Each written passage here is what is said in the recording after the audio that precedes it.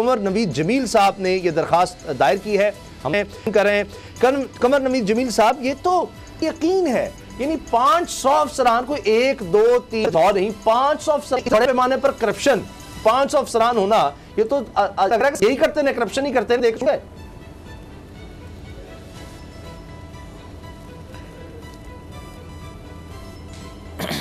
जी, असल में पहले से सुप्रीम कोर्ट की गाइडलाइन मौजूद है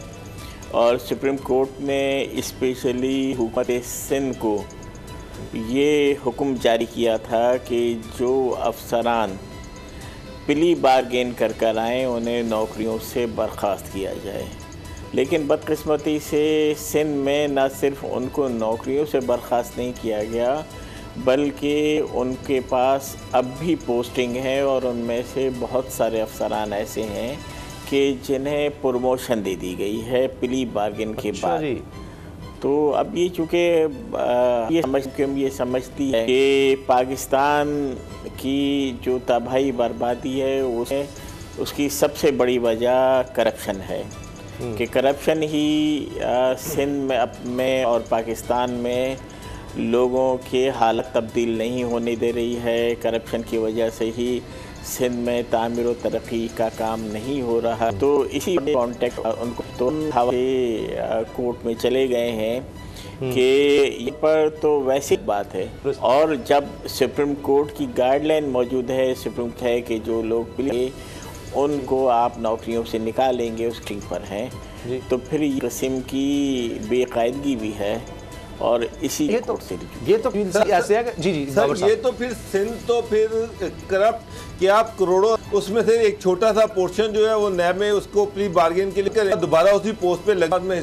शामिल हो जाएं। मेरा मतलब है कि जो करप्ट ठेकेदार हैं जिन्होंने अरबों खरबों रुपए की करप्शन की बार्गेन की और चल कैसे रहा है 500 छोटी चीज नहीं है। इसी से फिर पता चला कि कराची के हालात जो है, हैदराबाद के हालात जो है, इंटीरियर सिंध के हालात जो है वो फिर इसी वजह से तबाह हो रहे हैं कि जो बंदा करप्शन कर रहा है वो बड़े मजे से सीटों को एंजॉय कर रहा है।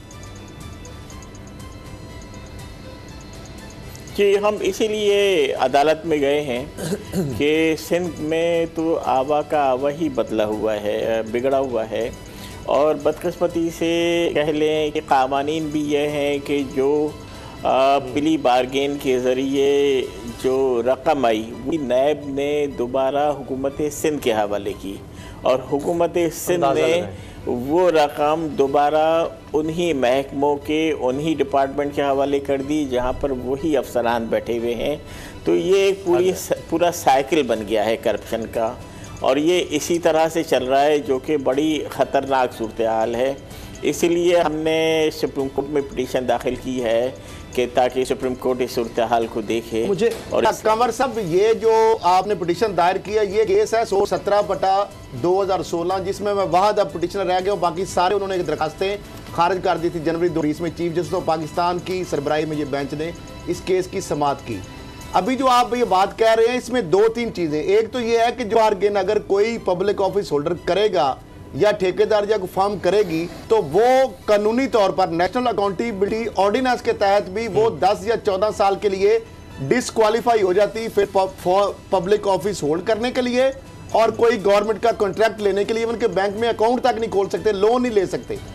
दूसरी जानब ये जो आप कह रहे हैं कि 500 बंदा अगर प्ली बार्गेन करके बैठा हुआ और नौकरियां और प्रमोशन भी ले रहा है तो ये तो मिसकंडक्ट है और इस हवाले से ना सिर्फ नैब प्रोसीड कर सकता है चीफ एग्जीक्यूटिव सिंध के खिलाफ बल्कि सुप्रीम कोर्ट की कंटेम्प्ट भी है। तो ये दोनों चीजें बड़ी सीरियस जो आपने बताई है कि अगर वाकई 500 हैं, मैं ये समझता हूं कि रजा कराना रिकवरी के ना हो क्योंकि प्ली बार्गेन के बाद वो बंदा पब्लिक होल्ड कर ही नहीं सकता। हाउ कैन इट पॉसिबल कि 500 बंदे प्ली बार्गेन के बावजूद नौकरियां कर रहे हैं, प्रमोशन दे रहे हैं? मेरी बात ये समझ से बालातर है। जी देखिए, हमने इसीलिए ये पिटीशन लगाई है और हम हाई कोर्ट में गए हैं कि इस बेकायदगी का अदालत नोटिस ले और उन तमाम अफसरान के ख़िलाफ़ तादीबी कार्रवाई की जाए और हुकूमत सिंध के ख़िलाफ़ भी कार्रवाई की जाए। तो एक करप्शन का पूरा साइकिल बना दिया है कि लोग करप्शन करें, फिर वो पकड़े जाएं तो प्ली बार्गेन करें, फिर दोबारा आ जाएं, फिर उन्हें दोबारा पोस्टिंग मिल जाए। और उसके ना सिर्फ पोस्टिंग मिल जाए बल्कि उनके प्रमोशन हो जाए और वो वहीं बैठे रहें, और फिर नैब भी वो पैसा दोबारा हुकूमत सिंध को दे दे, हुकूमत सिंध उन्हीं डिपार्टमेंट को दे दे, और फिर वो पैसा उन्हीं मुलाजमीन के पास आ जाए और फिर वो करप्शन करें। और यही नहीं बल्कि बहुत सारे कॉन्ट्रैक्टर भी ऐसे हैं कि जो प्ली बार्गेन कर आए, अब वो हुकूमत सिंध में ठेकेदारी कर रहे हैं और उनको ठेके भी दिए। अच्छा, ये जाली अकाउंट्स में मैं खरल साहब से ये पूछना चाह रहा हूँ कि खरल साहब नैब की स्पेशलिटी है, खरल साहब क्या नैब भी नोटिस ले सकती है कि ऐसे लोग जो उनके साथ प्ली बार्गेन करके वॉलंटरी भी हो सकता है, खरल साहब जिम्मेदारी है, नैब की जिम्मेदारी, अगर बंदा को प्ली बार्गेन करके वो नौकरी पे रहता है तो ये नैब की, क्योंकि नेशनल अकाउंटेबिलिटी ऑर्डिनेंस, जिस तरह अब नवाज शरीफ है, मरियम साहब आपने देखा उनको डिस्क्वालीफाई फॉर पब्लिक ऑफिस, नैब का हर वो केस जिसमें प्ली बार्गेन होगी वो बंदा गिल्ट एडमिट करता है, इसलिए वो किसी सूरत अपनी जॉब पे नहीं जा सकता, और इसको परसू करना नैब की रिस्पांसिबिलिटी है। लाहौर में नैब खुद मिसकंडक्ट का मुर्तकब होगा सुप्रीम कोर्ट में। लाहौर में भी एक डीआईजी थे एफआईए में, वो भी नैब के साथ प्ली बार्गेन करके आए थे, प्ली बार्गेन और थोड़ा सा फर्क केस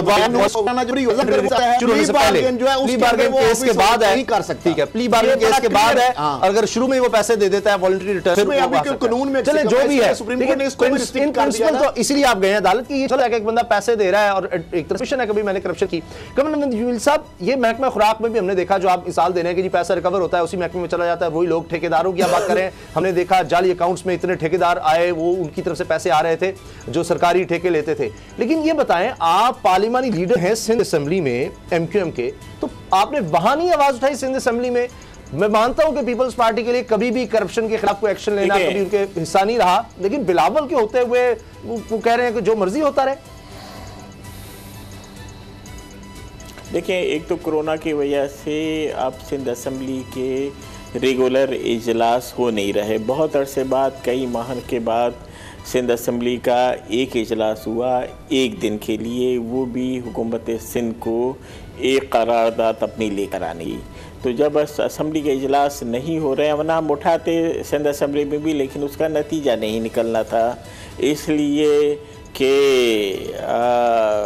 रिगिंग के बाद और सिंध के अर्बन इलाकों के साथ जो होने के बाद ऐसी पोजीशन नहीं रह गई है कि वो आवाज़ तो उठाकर जाकर कानूनी तब्दीली करा सके। लेकिन अब लोगों के पास खुला इस बात का मज़ीद इजलास इंतज़ार करते कि कोरोना और उसके बाद हो, और इजलास में भी हम आवाज़ उठा लेते। तो जबकि सुप्रीम कोर्ट की गाइडलाइन मौजूद है, वो आपने बिल्कुल सही फरमाया, ये सितंबर के महीने की 2016 की, तो इसी को हमने बुनियाद बनाकर अदालत में चले गए। अब ये अदालत की जिम्मेदारी है कि वो नैब से और जो इलाकों में हैदराबाद में आते हैं, पोस्टिंग लेते हैं, वहाँ पर डोमिसाइल भी बनवा रहे हैं, और वहाँ उन शहरों का ये जाली डोमिसाइल है, और ये कराची या हैदराबाद के जो और ये तो बड़े अरसे साल हो रहा है। ये बात तो ठीक है ना कि डबल कोटा ले लेते हैं, एक तरफ इंटीरियर सिंध का भी ले लेते हैं और दूसरी तरफ शहरी कोटा, उसमें भी दोनों वो आ जाते हैं, और इसीलिए ज्यादा। जी कमर साहब, मुख्तसरन मुझे ब्रेक लेनी है। जी कमर साहब, देखिए, एक तो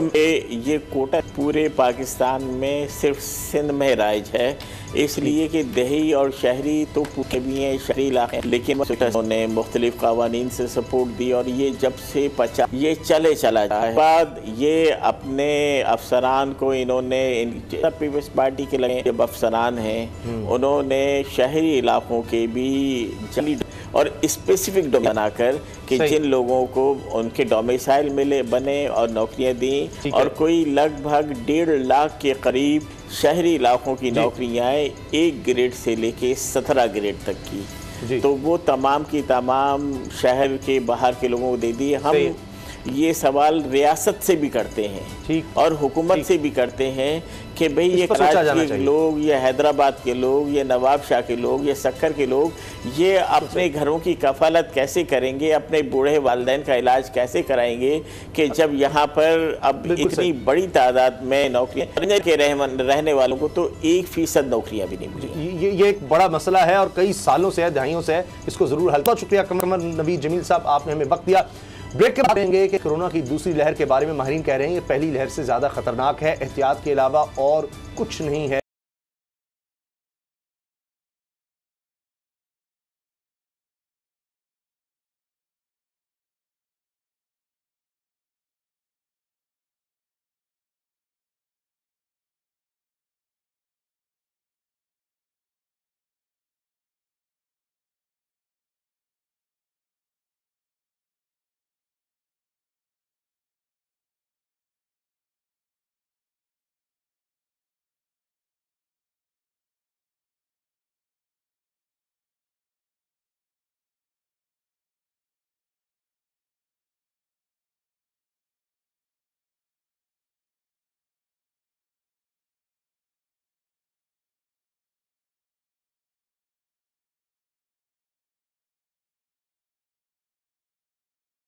को दे दिए। हम ये सवाल रियासत से भी करते हैं ठीक। और हुकूमत से भी करते हैं कि भाई ये कराची के लोग, ये हैदराबाद के लोग, ये नवाब शाह के लोग, ये सक्कर के लोग, ये अपने घरों की कफालत कैसे करेंगे, अपने बूढ़े वालिदैन का इलाज कैसे कराएंगे कि जब यहाँ पर अब इतनी बड़ी तादाद में नौकरियाँ के रहने वालों को तो 1% नौकरियाँ भी नहीं मिली। ये एक बड़ा मसला है और कई सालों से है, दहाइयों से है, इसको जरूर हल कर शुक्रिया। सब्सक्राइब करें और बेल दबाएं ताकि कोई खबर रह न जाए।